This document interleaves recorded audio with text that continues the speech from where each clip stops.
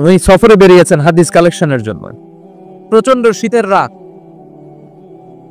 উনি মাগরিবের নামাজ, এশারের নামাজ পড়ে একটা মসজিদে শুয়ে পড়লেন, আর শুয়ে শুয়ে হাদিস পড়তেছেন। কি পড়তেছেন? কথা বলেন। আর মনে মনে ভাবলেন রাতটা মসজিদে কাটায় দেই, ফজরের নামাজ পড়ে আবার বেরোবো।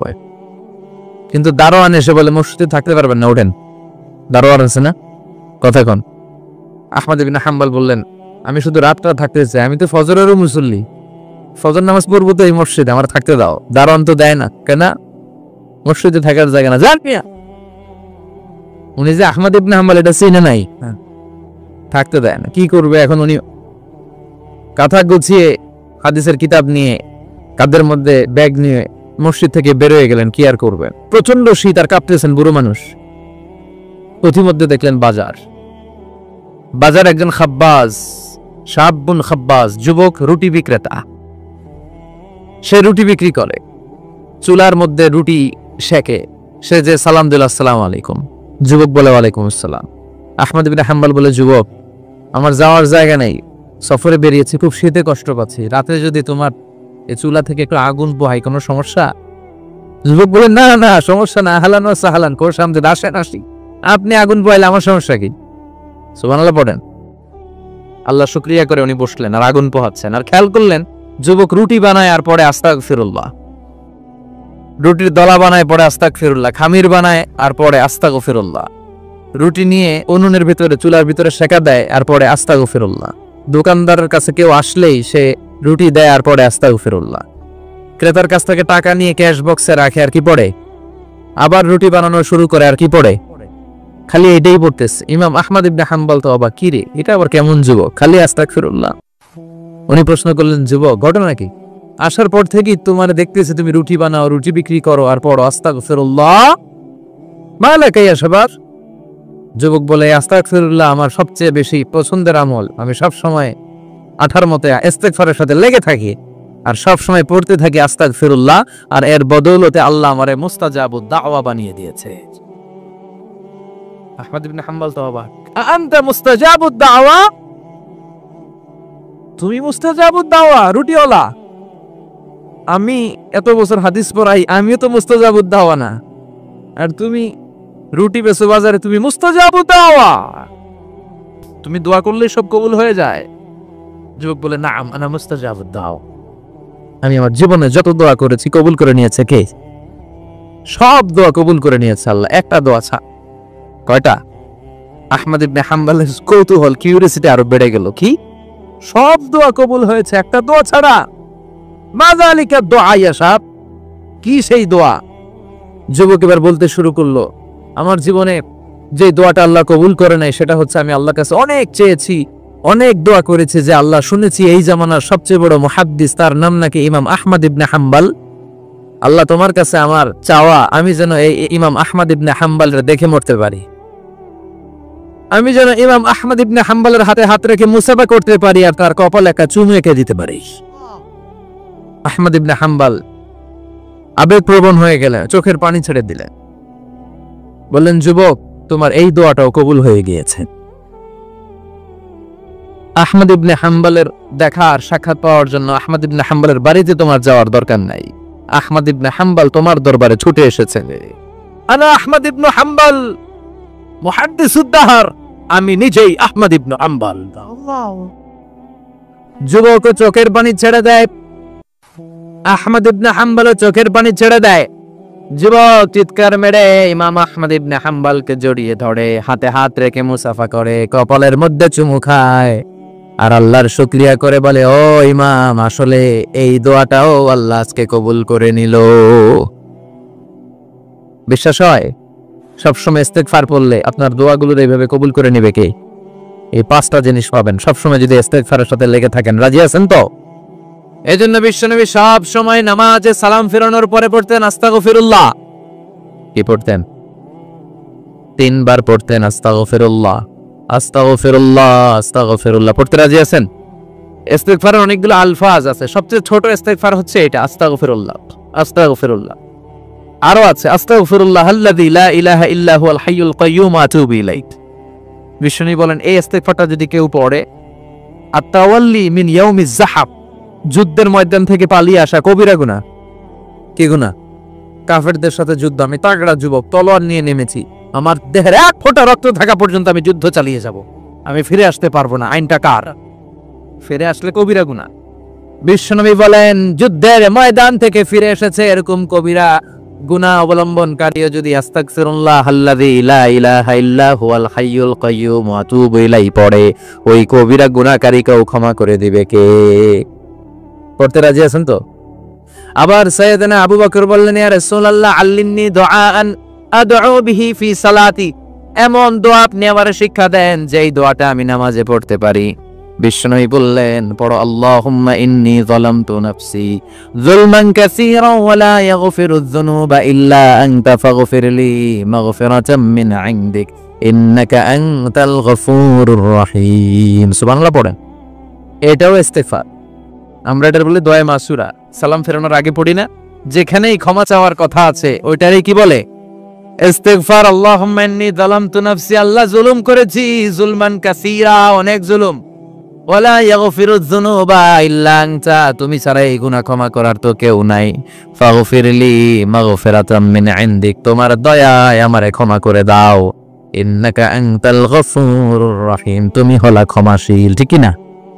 এটাও ইস্তেগফার, এটাও পড়বে। আরে সব ইস্তেগফারের শ্রেষ্ঠ ইস্তেগফারের নাম সাইয়্যিদুল ইস্তেগফার। যত ইস্তেগফার হতে পারে এর মধ্যে সবচেয়ে শ্রেষ্ঠতম ইস্তেগফার নাম কি? কথা কন। বুখারীর বর্ণনা, শাদ্দাদ ইবনে আউস রাদিয়াল্লাহু তাআলা আনহু বর্ণনা করেন, এই সাইয়্যিদুল ইস্তেগফার দিনের বেলা যে পড়বে ওই দিনে মারা গেলে সে জান্নাতি। এই সাইয়্যিদুল ইস্তেগফার রাতের বেলা যে পড়বে ওই রাতে যদি ইন্তেকাল হয় ওই লোকটা জান্নাতি। মুখস্থ আছে না? কার কার মুখস্থ? হাত তুললে না। মাশাআল্লাহ, তাবারাকাল্লাহ, মাশাআল্লাহ, মাশাআল্লাহ। আর যাদের নাই তাদের হোমওয়ার্ক, তাদের আল্লাহুম্মা আনতা রাব্বি লা ইলাহা ইল্লা আনতা খালাকতানি ওয়া আনা আবদুক ওয়া আনা আলা আহদিকা ওয়া ওয়া'দিকা মাসতাতা'তু আউযু বিকা মিন শাররি মা সানা'তু আবু'ু লাকা বিনি'মাতিকা আলাইয়া ওয়া আবু'ু লাকা বিযাম্মি ফাগফিরলি ফাইন্নাহু লা ইয়াগফিরুয যুনুবা ইল্লা আনতা। সুবহানাল্লাহ পড়ে। আজকে রাতে পড়ছেন, মারা গেলে জান্নাতি। চিল্লায় পড়েন না আল্লাহু আকবার। এজন্য বিষ্ণুই বলেন আমার আগের গুনাহ মাফ, পরের গুনাহ মাফ, তারপরেও প্রতিদিন আমি 70 বার তওবা ইস্তেগফার পড়ি। আজকে থেকে পড়তে রাজি আছেন তো? বেশি বেশি ইস্তেগফার পড়া যাবে না? একটু প্রাণ খুলে দিল খুলে আওয়াজ করে পড়েন তো আস্তাগফিরুল্লাহ। আর জোরে পড়েন আস্তাগফিরুল্লাহ। আবার সবাই পড়েন আস্তাগফিরুল্লাহ। সব সময় তওবা ইস্তেগফার যারা পড়ে তাদেরকে পছন্দ করে কে? সব সময় জিকির করে করে জিহ্বাটারে যারা ভিজিয়ে রাখে তাদেরকেও পছন্দ করে কে? আল্লাহ বলেন ওয়াজকুর রাব্বাকা ফি নাফসিকা তাদাররুআন ওয়া খীফাতান ওয়া দুনাল জাহরি মিনাল কওলি বিল গুদুবি ওয়াল আসাল ওয়া লা তাকুম মিনাল গাফিলিন। সুবহানাল্লাহ পড়েন। আল্লাহ বলেন ওয়াজকুর রাব্বাকা ফি নাফসিক, আল্লাহরে মনে মনে ডাকো, তাদাররুআন ওয়া খীফা, আল্লাহর জিকির করতে আল্লাহ বলেছেন ফি নাফসিক। বুঝতেছেন অর্থ? ফি নাফসিকা, মনে মনে আল্লাহর জিকিরটা করো। তাদাররুআন ওয়া খীফা, তাদাররুআন মানে বিনয়ের সাথে, with full of humility, submission and humbleness, বিনয়ের সাথে আল্লাহরে ডাকো। ওয়া খীফা, গোপনে গোপনে ডাকো। দুনাল জাহারি মিনাল কওল, চিৎকার চেঁচামেচি করে ডেকো না। কার কথা? আওয়াজ করে জিকির করো না। এই যে আমরা মাহফিলে লা ইলাহা ইল্লাল্লাহ জিকির করে, এটা তালিমান। উদ্দেশ্য কি? তালিমের জন্য আওয়াজ করে জিকির জায়েজ আছে, কিন্তু ব্যক্তিগত জিকিরের যে ইবাদতটা এটা আস্তে আস্তে হইতে হবে, এটা ভদ্রভাবে হতে হবে, চিল্লাচিল্লি করে নয়। আবার তালিমের জিকির ওইটাও ভদ্রভাবে। ইন্নাল্লাহা জামিল ইউহিব্বুল জামাল, আমার আল্লাহ সুন্দর, আমার আল্লাহর জিকিরের মধ্যেও সৌন্দর্য আছে না নাই? কিন্তু এদেশে জিকিরের ভেতরে লাফালাফি আছে না নাই? বেশি না কম? কি বসেন বসেন, হ্যাঁ বসে যান তো, অনেক ধরনের আছে জিকির। হ্যাঁ বসেন বসেন, বসে যান। হ্যাঁ হাইবার আলী, এটা কি আবার জালালি? তো এই যে ইন্নাল্লাহা জামিল ইউহিব্বুল জামাল, আমার আল্লাহ সুন্দর, আমার আল্লাহর জিকিরের মধ্যেও সৌন্দর্য আছে না নাই? তালিমের উদ্দেশ্যে সবাই মিলে জিকির করা যায়, কিন্তু চিল্লাফাল্লা করা যাবে না, লাফালাফি করা যাবে না, মাথা ডানে বায়ে ঝোলানো যাবে না, ঠিক কি না? কিন্তু লাফালাফির জিকির আছে না নাই? লাফাইতে লাফাইতে, হ্যাঁ, গাছের আগায় বাঁশের আগায়। আবার যিনি জিকির পরিচালনা করে ওনার কান্দে যাই ওঠে, আছে না নাই? বিশ্বনবী সাহাবাদের নিয়ে জিকির করছেন, সাহাবারা লাফাতে লাফাতে খেজুর গাছের আগায়। হাদিসে আছে না এটা? বিশ্বনবী সাহাবাদেরকে নিয়ে জিকির করছেন, লাফাতে লাফাতে আবু বকর বিশ্বনবীর কান্দের উপরে। আছে, হাদিসে আছে। এটা জিকির নয়। কি সুন্দর দেখেন, ইসলাম বোঝা কত সহজ। ওয়াজকুর রাব্বাকা ফি নাফসিকা তাদাররুআ ওয়া খাইফা। গোপনে জিকির করো, ভদ্রতার সাথে বিনয়ের সাথে জিকির করো। ওয়ালা তাকুম মিনাল গাফিলিন দুনাল জাহারি মিনাল কওল। চিৎকার চেঁচামেচি করে জিকির করো না। যারা চিকফাল দিয়ে হই হই হই হই করে, আছে না? হই হই হই হই হই হইয়ের ভিতরে আল্লাহর নাম আছে?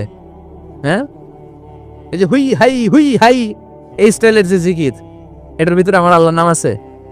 আল্লাহর নাম যদি না থাকে ওইটা জিকির হবে? কথা বলেন। বিষ্ণু বললেন, খবরদার, চিৎকার চেঁচামেচি করে লাফালাফি করে যারা জিকিরি করে এরা মনে করে আল্লাহ কানে শোনে না। কথা বলেন। আপনি গোপনেও আল্লাহর ডাকলে আপনার ডাকে সাড়া দিবে কে? এজন্য রাব্বুল আলামিন বলেন, ফাজকুরুনি আযকুরুকুম ওয়াশকুরুলি ওয়ালা তাকফুরুন। বান্দা, আমার জিকির তোমরা করো, আমিও তোমাদের জিকির করব, ঠিক কি না? আমরা যদি আল্লাহর জিকির করি, আমাদের জিকির করে কে? সুবহানাল্লাহ কইবেন না? আমরা আল্লাহর জিকির করে, আল্লাহ নাকি আমাদের জিকির করে? জানো তো কথা এটা? আবার হাদিসে কুদসিতে আল্লাহ বললেন, ফাইন যাকারানি ফি নাফসি যাকারতুহু ফি নাফসি। আমার বান্দা যদি একা একা আমার জিকির করে, আমি আমার বান্দারে একা একা স্মরণ করি। ওয়া ইন যাকারানি ফি মালাইন যাকারতুহু ফি মালাইন খায়রিম মিনহু। এরকম মহা সম্মেলন করে যদি কেউ আমি আল্লাহর জিকির করে, আমি এর চেয়েও বড় মহা সম্মেলন ফেরেশতাদেরকে নিয়ে করে আমার বান্দারে স্মরণ করি। ওয়া ইন তাকাররাবা ইলাইয়া শিবরান তাকাররাবতু ইলাইহি যিরান। আমার বান্দা যদি আমার দিকে এক বিঘত আসতে চায়, আমি আমার বান্দার দিকে এক হাত এগিয়ে যাই। আমার বান্দা যদি আমার দিকে এক হাত আসতে চায়, আমি আমার বান্দার দিকে দুই হাত যাই। ওয়া ইন আতানি ইয়ামশি আতাইতুহু হারওয়ালা। আমার বান্দা যদি আমার দিকে হেঁটে হেঁটে আসতে চায়, আমি আমার বান্দার দিকে দৌড়ে দৌড়ে যাই। সুবহানাল্লাহ পড়ে।